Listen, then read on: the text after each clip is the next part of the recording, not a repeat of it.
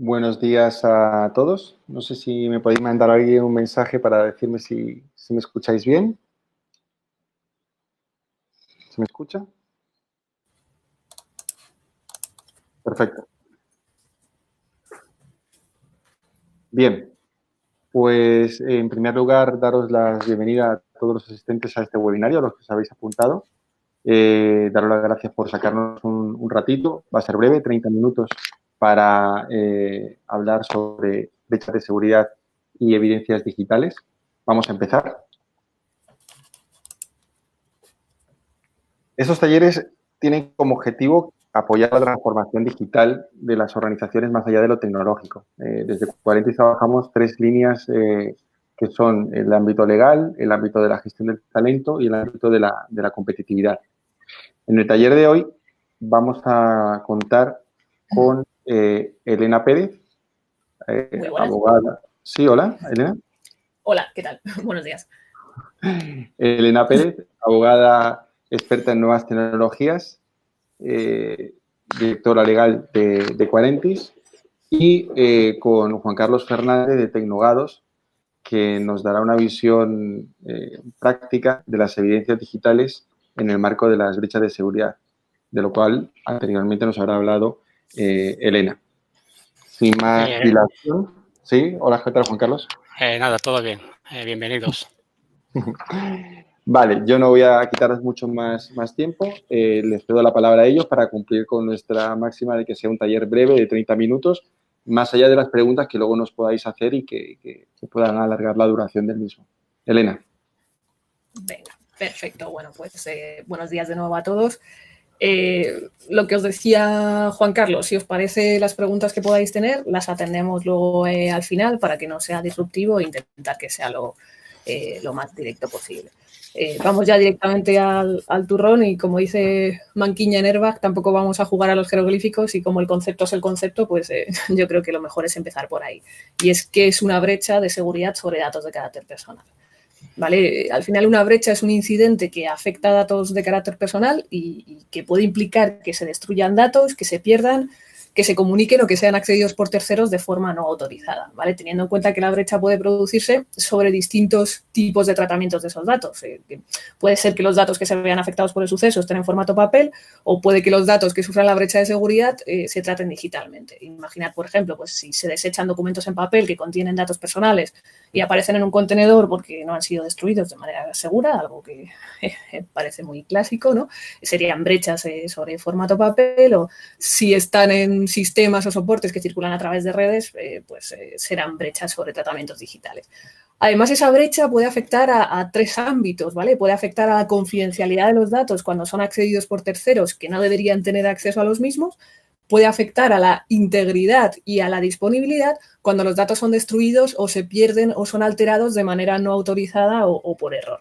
Y luego está la causa de ese incidente, que puede ser accidental. Por ejemplo, alguien perdió un pendrive sin querer que contenía pues, hojas de cálculo, informes con bases de datos, o lo que comentábamos antes del contenedor donde se deja ahí de manera accidental, o puede ser intencionada cuando los malos hacen sus maldades y roban, secuestran o destruyen información que además en este caso esa información pues contiene datos de carácter personal, ¿vale? El potencial peligro sobre los datos y la posibilidad de que se produzca una brecha de seguridad ha existido siempre. Es clásico escuchar que, y además es cierto, además de clásico, que la seguridad 100% no existe. Hay multitud de informes y de estudios sobre ataques a los que se han visto sometidos las organizaciones y previsiones sobre los que serán sometidos. Seguro que estáis oyendo los últimos meses, aprovechando además este contexto, multitud de ataques mediante ransomware, ¿vale? Entonces, en definitiva, hay que asumir que todas las organizaciones tenemos o vamos a tener en algún momento brechas de seguridad y que necesitamos estar preparadas para poder gestionarlas cuando sucedan. Sí que es verdad que lo que ha cambiado desde el punto de vista normativo, tanto el Reglamento General de Protección de Datos como la normativa de desarrollo, la Ley Orgánica de Protección de Datos en el caso de España, no es solo la necesidad de comunicar a la Agencia de Protección de Datos las brechas por parte de cualquier organización que las sufra. Sabéis que antes esa obligación solo era necesaria, por ejemplo, para las empresas de servicios de telecomunicaciones, sino que el principal cambio es la necesidad de proactividad por parte de las organizaciones que tratan los datos, ¿vale? La necesidad de ser diligentes en el tratamiento del dato, y eso está directamente relacionado con el establecimiento de procedimientos para gestionar las brechas. Como os vamos a mandar luego un recurso que es un canvas sobre brechas de seguridad que os puede ser útil para la gestión, pues lo que voy a aprovechar es precisamente esas fases que detectamos en el canvas para ir analizándolas en sus distintos hitos, ¿vale? Entonces, si empezamos por una fase que sería la de reacción, esa proactividad se materializa en que las organizaciones tienen que definir un procedimiento para estar preparadas, de ahí lo de proactivo, ¿de acuerdo?, ante la posibilidad de que ocurran brechas de seguridad. Las organizaciones son las responsables de la seguridad de los datos de carácter personal que tratan y deben contar con procedimientos que les permitan reaccionar ante una potencial brecha de seguridad. Y esos procedimientos marcan unos planes de actuación, ¿vale? También es muy relevante contar con instrumentos que permitan detectar las brechas de seguridad en los datos personales, además de pues los propios mecanismos de detección que tenemos en la organización, pues alertas de antivirus, alertas de consumo excesivo de recursos en sistemas, alertas de prevención de intrusión, pues también puede ser de mucha ayuda contar con servicios de notificaciones. Por ejemplo, supongo que algunos lo conocéis, el INCIBE dispone de sistemas de suscripción a avisos de seguridad, ¿vale? Entonces, es muy recomendable pues hacer seguimiento de ese tipo de suscripciones a avisos, de seguimientos en publicaciones del sector de la seguridad y al final, analizando estos mecanismos, es como la organización podrá detectar y podrá concluir si está o no ante un incidente de seguridad, de qué tipo y hasta qué punto está afectando a la organización. En cualquier caso, para poder reaccionar, los procedimientos tienen que existir antes de que se produzca la brecha de seguridad, ¿vale? De manera que ya están definidos unos planes de actuación con carácter preventivo, y lo de preventivo es lo importante, en los que se establezcan qué acciones se van a llevar a cabo si se produce la brecha y qué personas se van a encargar de ejecutar esas acciones.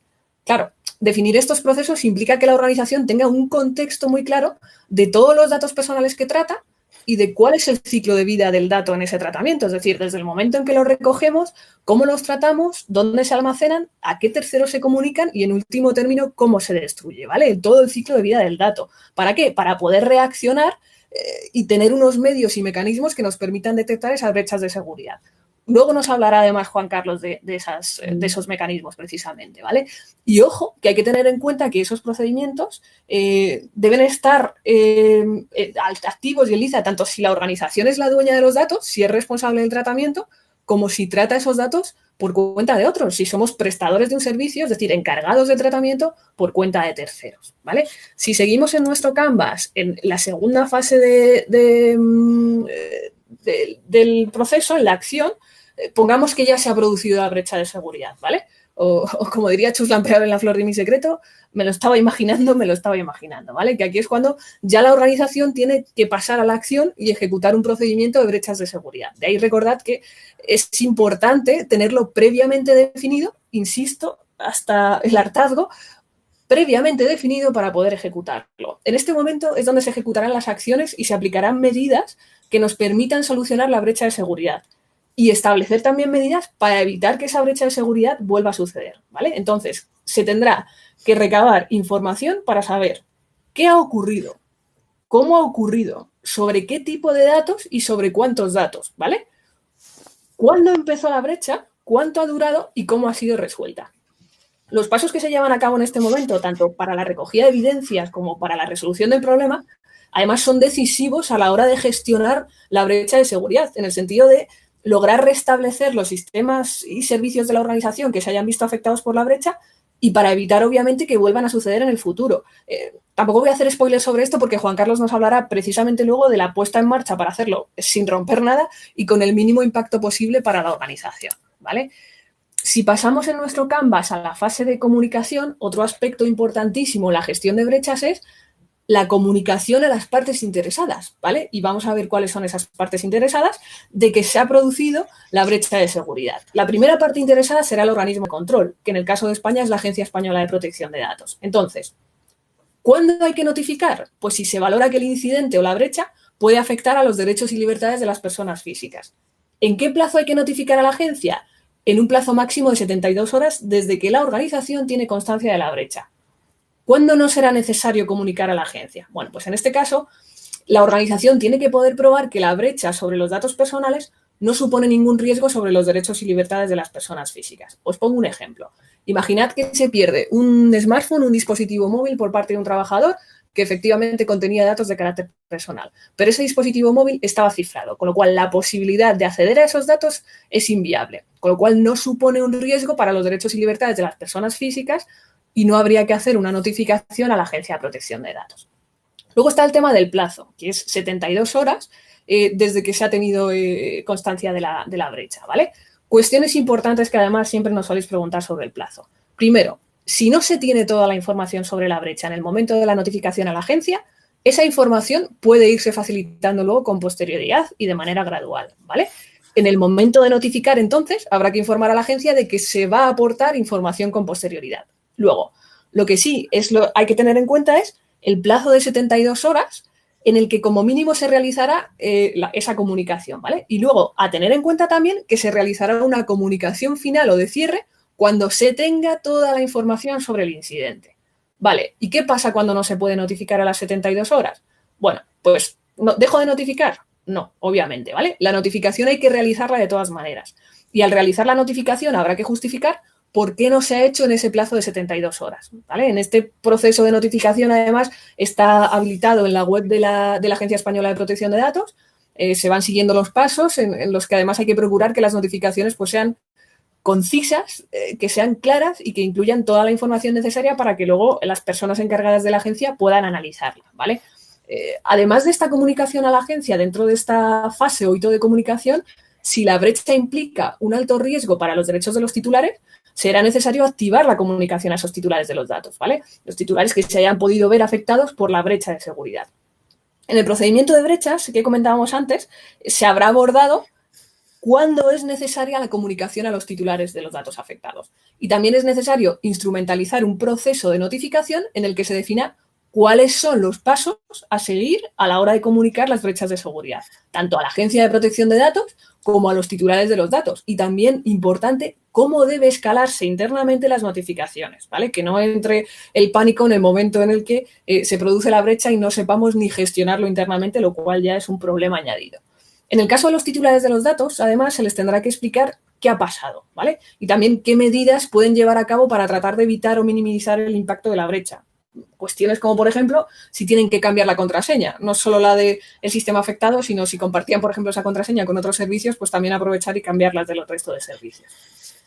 Y luego, también en este marco de la fase de comunicación, y muy importante, si la brecha no la hemos sufrido nosotros, pero sí la ha sufrido el encargado del tratamiento, es decir, un proveedor que nos presta un servicio a nuestra organización, habrá que ejecutar las acciones tanto por parte de nuestro encargado del tratamiento, por el que nos presta este servicio, por este proveedor, como por parte de nuestra organización, ¿vale?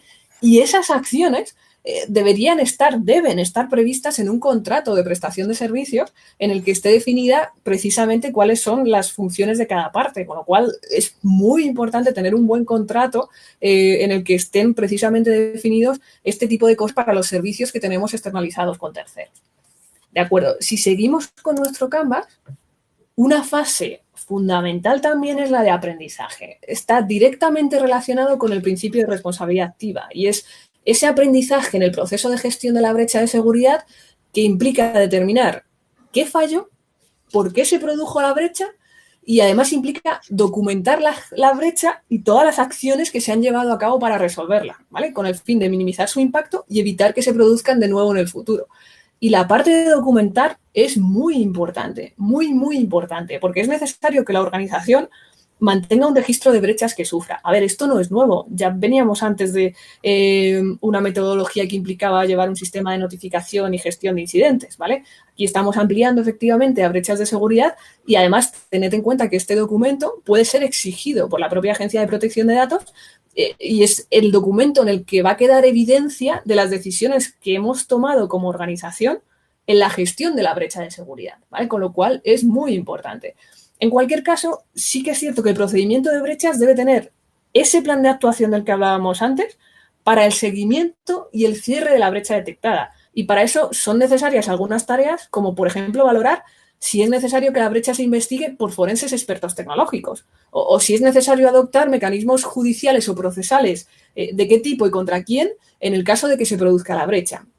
Al final, esto también son cuestiones que deben quedar recogidas en un informe final sobre la brecha en el que se detallará el incidente, su valoración, su impacto y cómo se ha solucionado y cerrado ese incidente, ¿vale? Porque debemos tener en cuenta que es tan importante el sistema para recabar la evidencia sobre la brecha y la gestión de la brecha como la evidencia de la propia gestión en sí, la brecha, que se ha realizado por parte de la organización, ¿vale? En esa responsabilidad proactiva.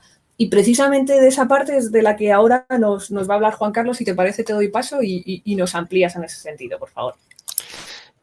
Perfecto, Elena. Pues nada, muchas gracias y espero aportar parte. Voy a complementar la presentación que ha hecho Elena respecto de integridad y algún otro concepto que ha mencionado, cómo podemos utilizar herramientas informáticas a coste cero y que podamos garantizar la integridad de ficheros de información con miles de datos. La primera pregunta que yo os lanzo es, en el tema de brecha de seguridad, es primero, ¿qué tenemos que detectar? Pues bueno, vamos a detectar la brecha de seguridad primero, si puede ser interna, si es externa, si es pública o no. Ya hemos visto alguna organización que los propios trabajadores, hace un par de años, entre una encriptación de una empresa de telecomunicaciones potente en España, fue pública desde casi el minuto 1 el sistema de brecha de seguridad que sufrieron. Toda esa gestión lo que tiene que hacer efectivamente, como ha dicho Elena, es vamos a intentar hacer un protocolo previo para el día que se dé esa brecha únicamente tener que tirar de guía y ya está, por así decirlo. Y es interesante. Ahora tenemos un nuevo reto y el nuevo reto es que la gran mayoría de trabajadores están teletrabajando. Y yo les hago la pregunta a los profesionales, ¿se ha adaptado el plan de protección de datos que tienen las organizaciones ahora al nuevo entorno de trabajo? Porque lo que iba a ser ocasional, llevamos más de un mes haciéndolo de forma rutinaria. Entonces, creo que es el momento de que organizaciones empiecen a tomar esa iniciativa para ver cuál es la seguridad a la protección de datos que se pueden estar dando en este momento. He visto en alguna organización cómo se descargan contenido de los servidores a los USBs y se entregan a los trabajadores para que continúen su trabajo sin documentar, sin registrar, sin encriptar esa información para protegerla. Un tema bastante sensible. Y, por ejemplo, en el tema de brecha de seguridad, algo que fue muy flagrante fue el despacho Mossack Fonseca, hace creo que fue 3 años ya, con los famosos papeles de Panamá, un despacho internacional, por una mala gestión de una brecha de seguridad no detectada a tiempo y con muchísimo robo de información, ha hecho que ese despacho a fecha de hoy no exista. Y bueno, lo más interesante cuando se detecta la brecha de seguridad es intentar detectarla de la forma más temprana posible. Estadísticamente, y no es una casualidad, la gran mayoría de brechas de seguridad se suelen hacer los viernes y los viernes sobre todo 15 horas o un poquito más tarde. Y no es otra cosa sino porque por el sistema de trabajo que tenemos a esa hora prácticamente las empresas están desacelerando y yéndose de camino al fin de semana. Y el atacante goza de más tiempo para poder acceder a esa información y dificulta esa gestión. Entonces, lo más interesante de una brecha de seguridad es poder detectarlo. Cuando estamos en una organización, complementando lo que ha dicho Elena, hay sistemas que se pueden detectar. Si tenemos un tráfico inusual en dispositivos, porque efectivamente hacemos un estudio de tráfico y vemos que está saliendo información, pues podemos ver esa posible brecha de seguridad. Pero ahora, en este nuevo entorno laboral de teletrabajo, todas esas medidas de seguridad pues han bajado a lo mínimo, tanto a lo mínimo que se está haciendo trabajo con datos personales desde dispositivos particulares y con conexiones wifi caseras que la seguridad se le está dando, por así decir, el propio trabajador. Es un tema bastante complicado. Entonces, creo que es el momento de que las organizaciones tomen un procedimiento y lo basen en, vamos a crear un protocolo para, en caso de que se produzca una brecha de seguridad, vamos a tirar de manual hecho desde la tranquilidad. Y es algo muy fácil o muy asequible de hacer cuando se tiene tiempo y se hace acorde a cada organización. Vamos a definir roles y responsables para cuando se detecte esa persona. Vamos a traer a esos responsables que tienen que venir. Vamos a ver metodologías de valoración. Según el reglamento, podemos valorarlo en 4 problemas que pudiéramos tener. Si el riesgo es despreciable, limitado, significativo o máximo. Bueno, vamos a valorar esa metodología para ver cuándo se toma una decisión o se toma otra. Tenemos que documentarla. Vamos a gestionar el tiempo, pero también los plazos y las comunicaciones. Y sobre todo vamos a hacer una medida de control y de seguimiento. Y entonces aquí es donde vamos al segundo paso y es, entra en conflicto el CTO de la organización que lo que quiere es remontar el sistema de información.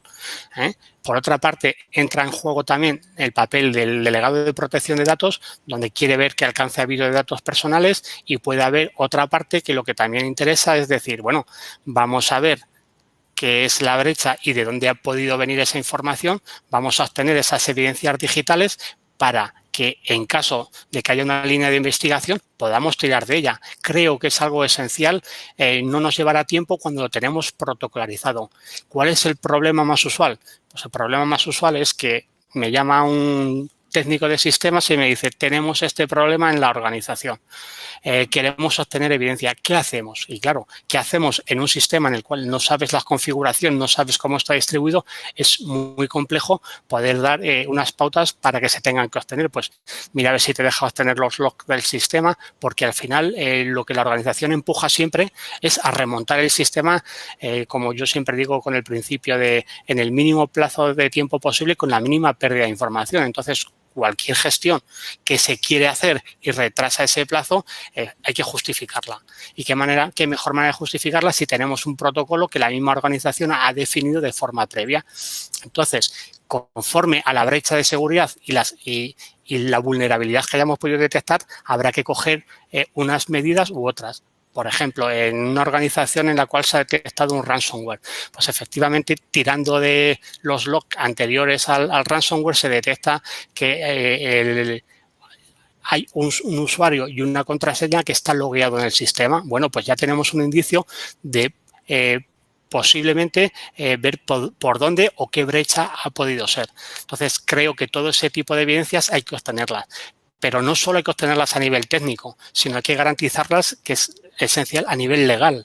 Y entonces el técnico en ese momento no va a contar, o va a ser muy difícil que cuente con un equipo de peritos específicos para que obtenga las evidencias conforme a normativa. Entonces, ese protocolo definido antes va a hacer que ese técnico de la organización, que sí va a estar en esa brecha de seguridad de forma muy rápida, va a poder obtener esas evidencias garantizando sobre todo integridad, o sea, que los datos que se han obtenido son los que realmente había en el sistema, autenticidad, que no ha habido ninguna manipulación desde que se obtuvo la evidencia hasta que se aporta a un proceso judicial o a un equipo pericial forense para que se analice, y sobre todo interesante ver cómo se conserva la cadena de custodia de esa información.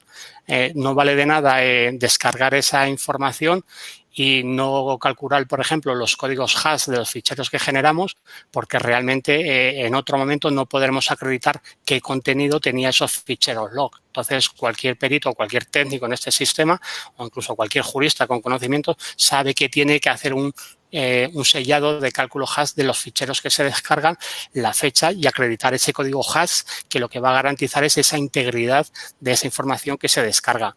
Y aquí, por ejemplo, en colación con lo que hacía Elena, ¿cómo somos capaces de garantizar que un fichero de datos con miles de datos no ha sido manipulado, no se ha borrado información, es íntegro? Bueno, pues es muy fácil. O sea, es tan fácil que nos cuesta cero.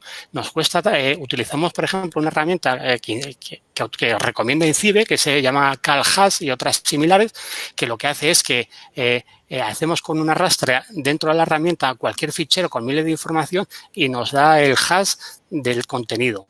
Si nosotros tenemos un ataque y hemos establecido un protocolo de calcular los códigos hash de las carpetas de directorio detrás al ataque, si remontamos el sistema con ese fichero y coincide el número de hash, tenemos la seguridad que la integridad de la información está cubierta. Es un tema bastante interesante. Siguiendo avanzando un poco, el cumplimiento normativo que tenemos, está claro que en tema de protección de datos nos vamos al tema del reglamento y al tema de la Ley Orgánica de Protección de Datos, pero tenemos otra acción bastante interesante, y tenemos que podemos hacer, documentar y irnos a reglas normativas internacionales de estandarización tipo ISO. Y aquí hago referencia a dos normativas que nos van a establecer ese protocolo que puede ser interesante para aplicar, para tener esa guía para seguir avanzando. Y ese protocolo es el 27035, que nos da la gestión de incidentes de servicios de información, y la ISO 27001, que lo que nos da es un protocolo para seguridad de la información en organizaciones. Ahí vamos a tener índices para poder establecer ese protocolo y es donde los profesionales nos apoyamos para establecer esas medidas a nivel internacional. Son bastante interesantes. ¿Cuál es el siguiente paso que nos queda? El siguiente paso es poner a disposición de un equipo pericial y de un equipo legal esas evidencias técnicas que ha obtenido el técnico del sistema. Si tras ese análisis se detecta efectivamente una línea de investigación, ¿por qué? Porque podemos tener, como hemos dicho anteriormente, logueado un usuario. Si ese usuario seguramente no va a ser la primera vez que se loguee la que hace el ataque, no. Si está dentro del sistema, lo que va a esperar es el momento, como hemos dicho, que somos más vulnerables. Bueno, pues vamos a ver si a través del estudio de IP de logueos podemos llegar a un sitio. También podemos ver que en algún tipo de brecha de seguridad, la brecha viene de dentro o viene de fuera de un trabajador despedido en el cual sigue teniendo acceso al sistema o conoce el sistema. Entonces, tenemos bastantes indicios o podemos tener bastantes indicios en los cuales se inicie esa medida de seguridad. Y aquí es algo muy interesante, es cómo aporto esa prueba a un proceso judicial.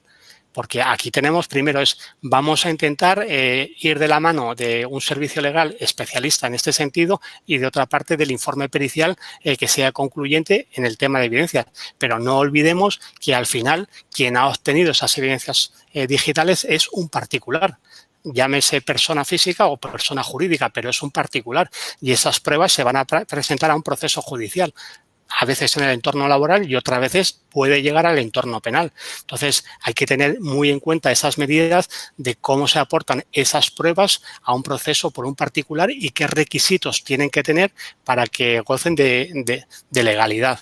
Es un tema muy interesante y muy desconocido que al final no se toman esas medidas y al final esa prueba que aporta el empresario o el particular teniendo la falsa certeza de que la va a interpretar el tribunal y la va a tener en consideración, vemos bastantes sentencias como que no es así. Para eso, por ejemplo, tenemos una sentencia del test Barbulescu, acabando ya con esto, que es una sentencia del Tribunal Europeo de Derechos Humanos, la cual nos dice qué pasos hay que seguir para que el empresario pueda acceder al contenido de dispositivos de empresa de forma lícita.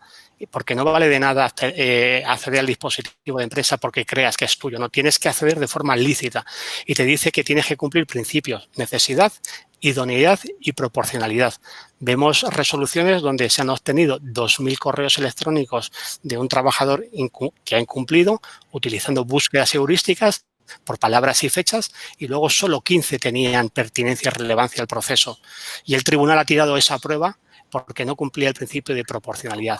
¿Qué problema tenemos si luego realmente no tenemos otro tipo de prueba digital para ir al proceso? Pues posiblemente nos podamos quedar en el proceso con falta de prueba y nulidad.